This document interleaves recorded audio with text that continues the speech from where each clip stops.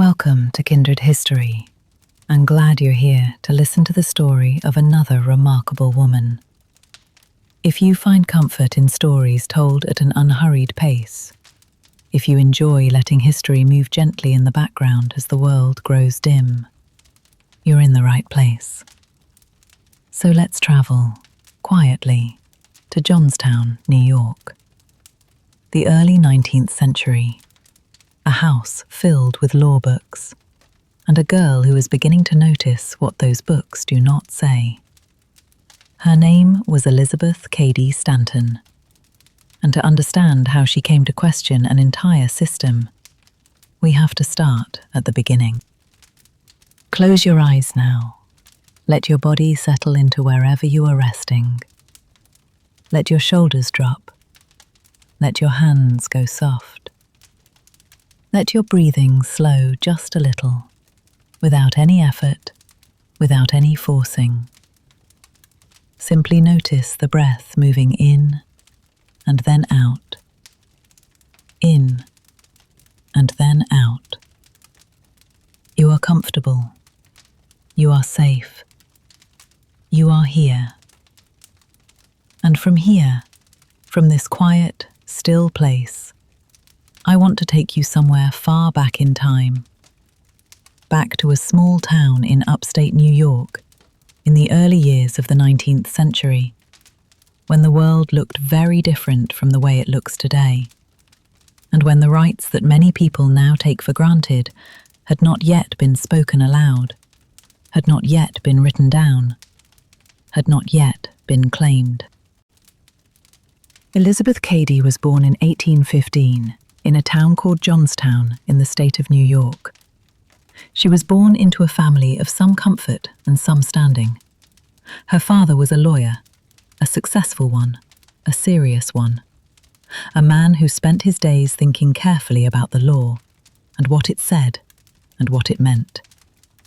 His name was Daniel Cady, and he loved his daughter in the way that a serious man of that era loved a daughter, with some warmth and with some distance, and with a quiet, underlying sense that her life was already decided, that its shape was already known, that there was not much point in educating a girl too far beyond what a woman was expected to need. He was wrong about that. He was wrong about it in a way that would eventually change the world. But he didn't know that yet. And young Elizabeth, listening at the edges of her father's law office, absorbing the conversations that floated out through the doorway, didn't know it either. Not fully. Not yet. She only knew that what she heard was interesting, that the law and its rules, and the way those rules applied to people's lives, all of that was deeply, genuinely interesting. She listened carefully. She was a child who listened, a child who remembered what she heard, a child who, even very young, had a strong sense of fairness, a strong, instinctive awareness of when something didn't add up, when a rule seemed to contradict itself, when the reason given for a thing didn't quite match the reality of that thing. She listened, and she remembered, and slowly she began to understand something. What she began to understand was this: the law, as it existed in her time, treated women very differently from men. Married women, in particular, had almost no legal standing of their own. When a woman married, her property became her husband's property. Her earnings, if she had any, became his earnings. Her children, legally, belonged more to him than to her. She could not sign contracts. She could not sue in court. She could not vote. She was, in the eyes of the law, something close to invisible. Elizabeth heard this. She saw it in the cases that came through her father's office. She saw the women who came in, troubled and frightened, and looking for some remedy the law simply couldn't provide, because the law had not been written with them in mind. She saw her father shake his head, not unkindly, and explain that there was nothing to be done. She felt the wrongness of that. She felt it the way you feel something in your chest, not as an abstract idea, but as a physical fact. And she decided, even then, even young, that she wanted to understand it better, that she wanted to study it, that she wanted, somehow, to do something about it. That feeling never left her. It stayed with her through her education, which was more extensive than most women of her time received, because she pushed for it, because she was persistent, because she was the kind of person who was very difficult to discourage once she had decided something mattered. It stayed with her through her early adulthood, when she began attending lectures and meetings and events where people were talking about the great moral questions of the day. Questions about slavery, about temperance, about the nature of human dignity and who deserved to have it recognized by law. It stayed with her, and it was at one of those meetings that she met the man she would marry and the woman who would become the great partnership of her life, though that partnership would take a few more years to fully begin. The 1830s in America were a time of great energy and great contradiction. The country was still young, not even 60 years old, and it was still working out what it meant to be a nation built on the idea that all men were created equal. That phrase, from the Declaration of Independence, hung in the air of every political conversation. All men are created equal, with certain unalienable rights: life, liberty, and the pursuit of happiness. Those words had enormous power. They had inspired a revolution. They had inspired the founding of a nation. They had been read aloud and celebrated and quoted and carved into monuments. They were considered among the most important words ever written by Americans. And yet the nation that those words had built still held hundreds of thousands of people in slavery, still denied women any meaningful participation in public life, still drew a very sharp, very carefully maintained line between who counted as a full person under the law and who did not. The contradiction was enormous. It was the central wound of American life, visible to anyone who looked at it directly. And in the 1830s, more and more people were beginning to look at it directly, to talk about it, to organize around it. The abolitionist movement was growing, the movement to end slavery, and many of the people involved in that movement were women, who were discovering, as they organized and spoke and advocated, that their own freedom was not as complete as they had been led to believe. They could not vote for the politicians who made the laws. They could not testify in many courtrooms. They could not, in many cases, even speak publicly at mixed gatherings that included both men and women, without causing controversy. The idea of a woman standing at a podium and speaking to a crowd that included men was, in many quarters, considered inappropriate, scandalous even.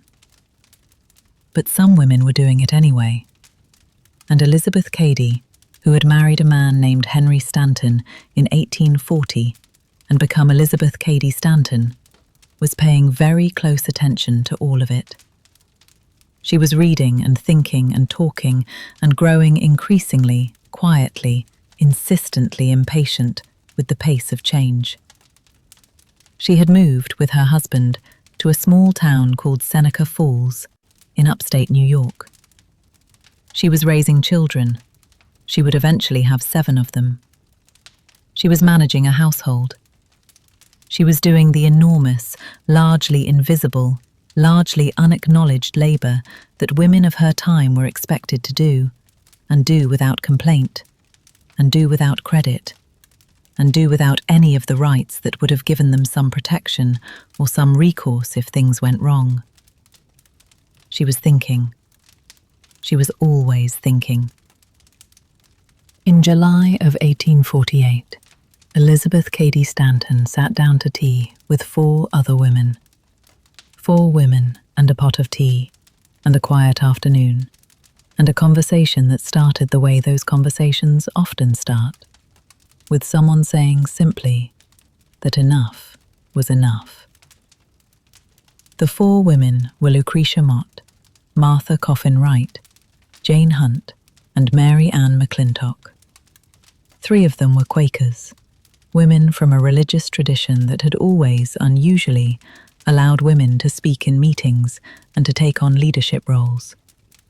Women who were not entirely unfamiliar with the idea of their own authority. And Elizabeth, who had known Lucretia Mott for years, had met her in 1840 at an anti-slavery convention in London, where both women had been refused their seats because they were women. Elizabeth sat down with these 4 friends and said what she had been feeling for a long time. She said she was tired. Not tired in the way that required a nap, though she was probably that too. She was a mother of young children, and tiredness was a constant companion. But tired in a deeper, more important way. Tired of the smallness of the world that was permitted to her. Tired of the contradiction between the country's declared values and the reality of women's lives. Tired of waiting for someone else to do something about it. She said she thought they should hold a convention, a public convention, a formal gathering, a meeting at which these questions, the questions about women's rights, about legal equality, about what women were owed as citizens of a country that had built itself on the language of universal human dignity, could be discussed. Publicly, on the record, with real people in real seats, listening and responding and thinking together. The other 4 women agreed. They placed a small notice in the local newspaper, the Seneca County Courier, announcing a convention to discuss the social, civil, and religious rights of women. The notice ran on July 11, 1848. The convention was scheduled for July 19th and 20th, just 8 days away. 8 days.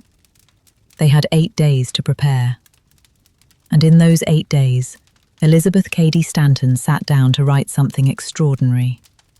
She wrote what would become known as the Declaration of Sentiments. Elizabeth Cady Stanton modelled it, deliberately and pointedly, on the Declaration of Independence.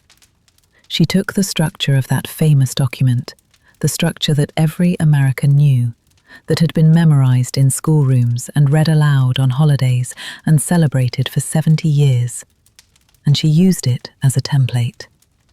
She kept the rhythm. She kept the logic. She changed the key words.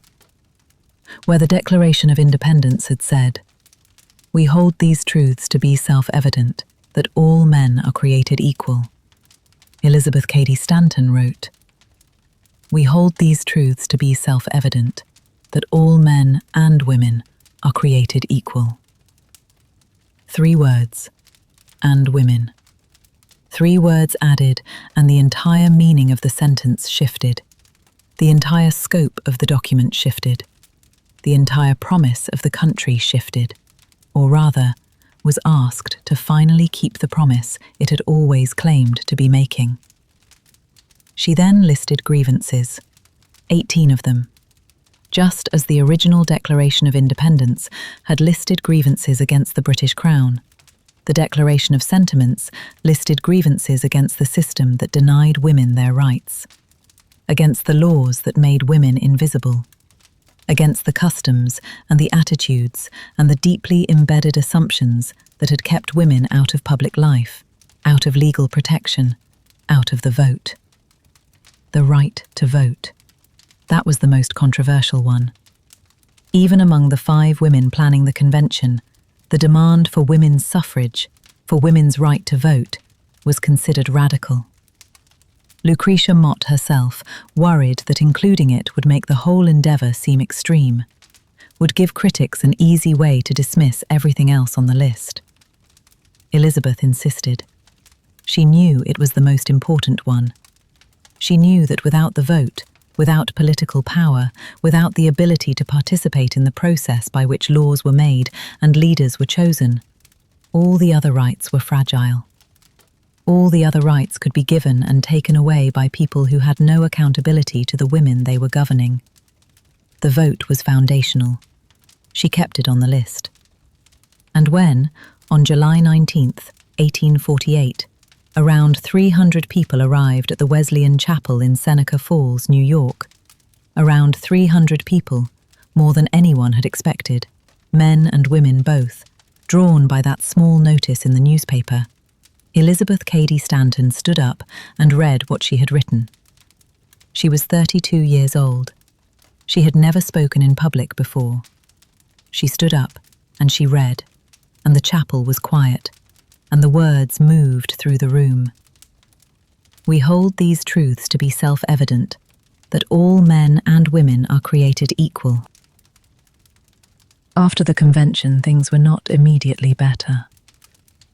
Let that rest with you for a moment, the way so many true things need a moment to rest before they can be fully received. After Seneca Falls, after the Declaration of Sentiments was signed by 68 women and 32 men, after the words were spoken and the resolutions were passed, things did not immediately change. The newspapers, for the most part, were unkind. Many of them were worse than unkind. They were mocking. They called the convention ridiculous. They called its participants radicals and fanatics. They used the word unsexed, a word that was meant to suggest that women who wanted rights had somehow stepped outside the proper boundaries of femininity, had made themselves into something unnatural, something to be regarded with suspicion or contempt. Some of the people who had signed the declaration took their names back. The ridicule was effective enough that some of the original signers withdrew, unwilling to bear the social cost. Some of the women who had stood in that chapel and felt the rightness of those words decided, when the reactions came, that the price was too high. Elizabeth did not take her name back. She did not waver, not publicly, not in a way that mattered. She had known there would be opposition. She had prepared herself for it, in the way that you prepare yourself for something you know is coming, but cannot entirely brace for, with a kind of determined steadiness, a kind of refusal to be entirely surprised. She kept writing. She kept speaking. She kept thinking. And 2 years after Seneca Falls, she met Susan B. Anthony. Susan B. Anthony was tall and serious and organised in a way that Elizabeth both admired and slightly envied. Where Elizabeth had a house full of children and a domestic life that pulled constantly at her time and her attention, Susan was unmarried, unencumbered in that particular way, and could move freely in the world in ways that Elizabeth could not. She could travel. She could organise. She could show up in city after city and county after county and speak and persuade and petition and canvass. Susan could go where Elizabeth could not always go. And Elizabeth could write in ways that Susan freely admitted she herself could not. Elizabeth had the words. Susan had the movement. Elizabeth had the theory. Susan had the strategy. Elizabeth sat at her desk, surrounded by children and domestic chaos and the daily demands of a large household, and she wrote. Speeches, articles, resolutions, arguments, analyses. And she handed them to Susan, and Susan took them out into the world and made them real. It was one of the great partnerships in American history. It lasted over 50 years. 50 years of letters and visits and disagreements and reconciliations and shared work and mutual, sometimes exasperated, deeply loyal friendship. 50 years of fighting for the same thing, through all the changes in strategy and circumstance and coalition that those decades required. Susan would write to Elizabeth and say simply, "I need a speech." Elizabeth would write back with something brilliant, something that Susan could deliver, and that would move rooms full of people. Elizabeth would say later that she forged the thunderbolts and Susan threw them. That image is worth sitting with for a moment. The forging and the throwing, the writing and the speaking, the thinking and the doing. Neither one complete without the other, both of them necessary. Together they were formidable. Together they were something the world had not quite seen before. A sustained, organised, articulate, persistent women's rights movement, anchored by two people who complemented each other almost perfectly and who refused, across 5 decades, to give up. Elizabeth spent her life making arguments. She made them in speeches. She made them in newspaper columns. She made them in formal testimony before legislative committees. She made them at kitchen tables and in parlour rooms and on lecture platforms in small towns and large cities across the northeastern United States. She made the same argument in many different forms for many years. The argument was this: the principles America claimed to believe in, equality, rights, dignity, self-governance, applied to everyone. Not just to property-owning white men, as they had originally been interpreted. To everyone. To women as much as to men. To all people who were subject to the laws of this country, and who had no hand in making those laws. The exclusion was inconsistent. It was logically inconsistent. You cannot say that all people are created equal, and then treat half of all people as though they are not quite equal enough to participate in public life. You cannot declare that governments derive their just powers from the consent of the governed, and then refuse to allow half the governed to give or withhold their consent. The contradiction was visible. The argument was available. Elizabeth made it, again and again, with clarity and force, and a particular kind of impatience. Not an angry impatience, but a logical one. The impatience of someone who cannot understand why an argument this obvious requires making at all. She also made other arguments, harder ones. She argued for divorce reform, for women's right to leave unhappy or abusive marriages, at a time when this was deeply controversial, even among people who supported women's rights in other ways. She argued that the Church, in many of its traditional teachings, had been used as a tool to keep women subordinate, and she wrote an entire book, The Woman's Bible, challenging biblical interpretations that she felt had been used to justify women's exclusion. These arguments cost her. They cost her allies. They created distance between her and Susan at certain points. Susan, who was more politically strategic, who worried that Elizabeth's most radical positions would alienate the people whose votes they needed. They created controversy that sometimes overshadowed the cause itself. She made them anyway, because Elizabeth Cady Stanton was not, at her core, a political strategist. She was a thinker.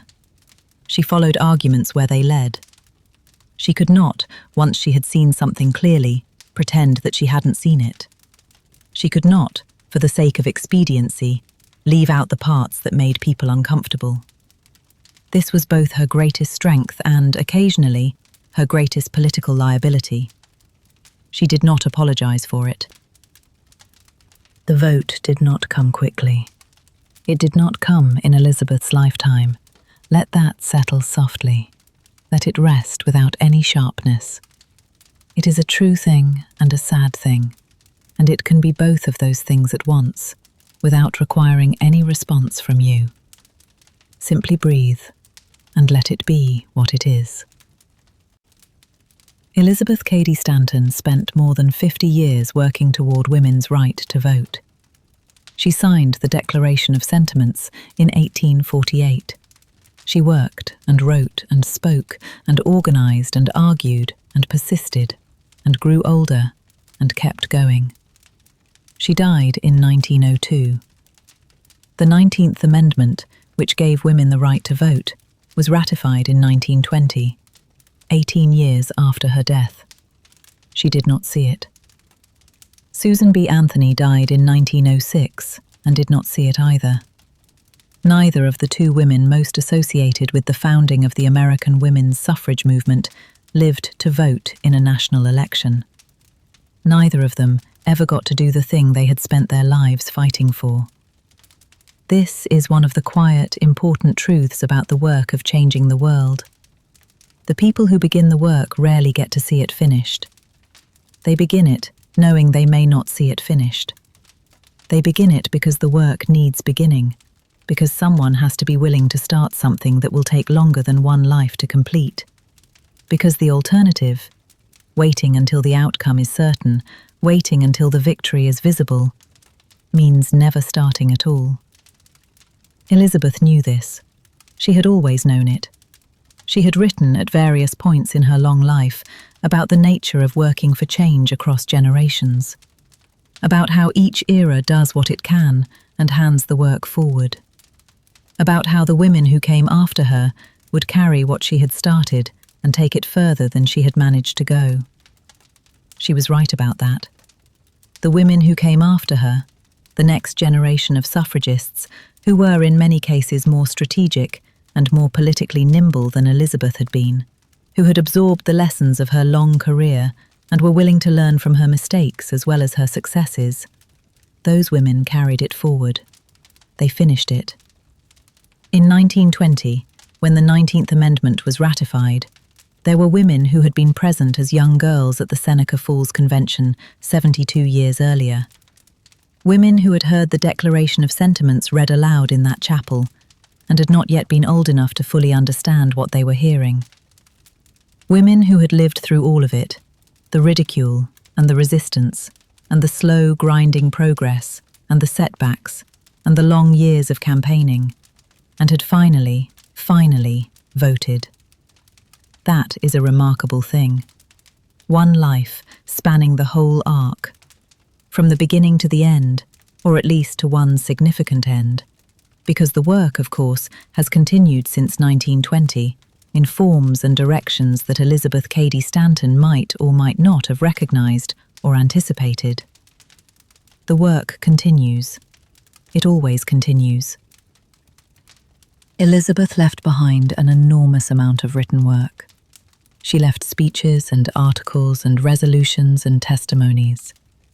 She left the Declaration of Sentiments. She left the Woman's Bible.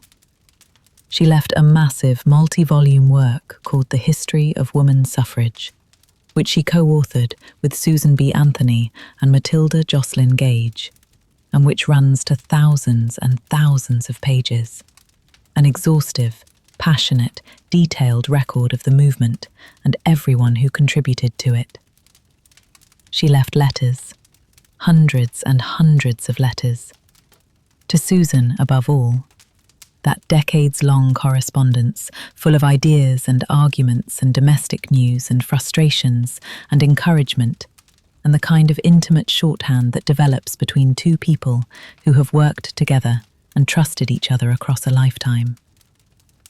She left her autobiography, called 80 Years and More, which she wrote when she was in her 80s, and which has the quality of someone looking back on a very long life with satisfaction and humour and undiminished conviction. She left, most importantly, a way of thinking, a method of looking at the rules and asking whether they make sense, a habit of testing the stated values of a society against the actual conditions of people's lives, and then insisting, persistently and clearly, on the resolution of any contradiction. A belief that ordinary people sitting in chapel pews, people reading small notices in local newspapers, people living ordinary domestic lives while feeling something in their chests that tells them something is wrong, that those people have the capacity and the right to change the world they are living in. She believed in that. She believed in it from the time she was a child, listening at the edge of her father's law office, and she believed in it when she was 86 years old and dictating letters to her children because her eyesight was too poor to write herself. She never stopped believing it. You have travelled a long way tonight. You have been to Johnstown, New York, and Seneca Falls. You have been to a chapel full of 300 people and a parlour where 5 women sat over tea and decided to change something. You have been to the long years of speeches and writing and partnership and persistence. You have been somewhere real. Elizabeth Cady Stanton rested for the last time on October 26, 1902. She was 86 years old. She had lived a long, full, difficult, extraordinary life. She had raised 7 children. She had written millions of words. She had argued with clarity and passion and impatience and humour for more than 50 years for the rights of women and the expansion of what America's founding ideals could mean. She had not finished. She knew she had not finished. But she had done what she could do, in the life she had, with the tools she had. And she had handed it forward to Susan, who was still alive and still working, to the younger women who had grown up in the shadow of the movement she had helped to start, to the future, which she trusted, even without being able to see it. There is something restful in that. There is something genuinely peaceful in the image of a person who has done their work, who has given their energy and their talent and their time to something larger than themselves, and then laid it down. Not because the work was finished, not because everything was resolved, but because it was time to rest, and because others were there to continue, and because a life fully lived deserves its rest. That one person in one ordinary life can do something real, can write something true, can stand up in a chapel in upstate New York and read words that have taken months or years to form, and feel the room go quiet, and know, without knowing the future, without knowing whether it will work, without the reassurance of a successful outcome, know that the words are right. That is what Elizabeth knew in that July chapel in 1848. She knew the words were right, and she said them anyway. The night is quiet now. Wherever you are in the world, whatever city, whatever room, whatever bed or couch or chair, the night has come, and it is quiet, and you are here, and you are resting. Elizabeth Cady Stanton lived 86 years, and she spent most of them fighting for something. But she also rested. She slept every night, as all of us sleep. She lay down in her house in Seneca Falls, or later in Tenafly, New Jersey, or later still in New York City. She lay down at the end of each long day and let the darkness come. She dreamed, perhaps, of the world as she wished it to be. Perhaps the words came to her sometimes in the night, the phrases she would write in the morning, the arguments she would sharpen over breakfast, the speeches she would deliver in halls full of people who had come to listen. Perhaps the night was where some of that happened, where the ideas sorted themselves into order while she slept. Sleep does that. Sleep has always done that. It takes the day's confusion and does something patient and invisible with it, so that you wake sometimes, knowing something you didn't know when you lay down, understanding something that had been obscure, carrying a clarity that wasn't there before.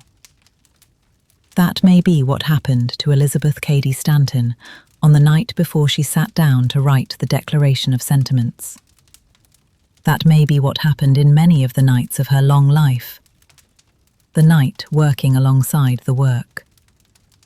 And now the night is working alongside you. Let it. Trust it. The way Elizabeth trusted the words that came to her. The words she wasn't sure she was brave enough to say, but said anyway. Trust the rest that is coming now. The years moved softly, one by one, beneath the moon, beneath the sun. A child with questions learned to see the chains that hid inequality. She raised her voice, though few agreed, and planted many hopeful seeds. Some blooms appeared beyond her sight, yet still they opened to the light. And now the night folds gently near, the distant future bright and clear. She rests, but echoes still remain, like quiet stars after the rain. And so we leave her here tonight. If this story brought you calm or quiet curiosity, you're always welcome to return. There are more true stories like hers, real women whose names were nearly lost, whose courage moved quietly through history, and we will visit them, one story at a time. And for now, rest well.